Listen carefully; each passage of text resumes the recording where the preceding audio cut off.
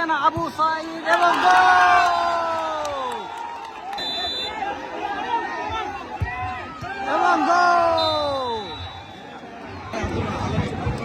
এই মুহূর্তে গাইবান্ধা সদরের পক্ষে ফরেন প্লেয়ার দ্বিতীয় শট দিতে আসছেন এবং গোল পোস্টে যথারীতি দিনাজপুরের সন্তান মামুন। দেখা যাক দ্বিতীয় শটে কি হয়।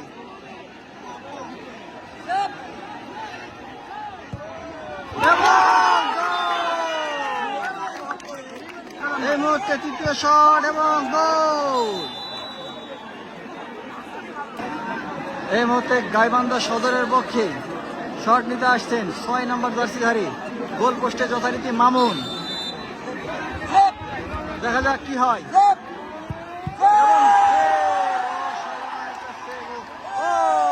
সেলিব্রেশন, অসাধারণ একটা সেলিব্রেশন।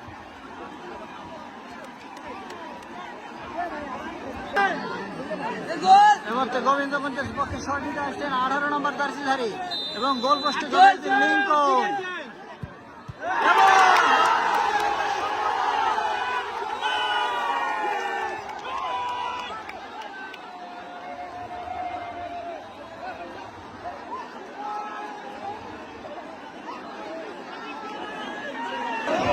এই মুহূর্তে শট দিচ্ছেন জাতীয় দলের ফুটবলার ফাহিম ফয়সাল এবং গোল পোস্টে যথারীতি লিঙ্কন। দেখা যাক কি হয় এবং গোল হয়ে গেল। এই মুহূর্তে গোলকিপার বনাম গোলকিপার, এক পাশে লিঙ্কন জয়পুরহাটের, অন্যদিকে দিনাজপুরের মামুন। দেখা যাক কি হয়। লিঙ্কন এবং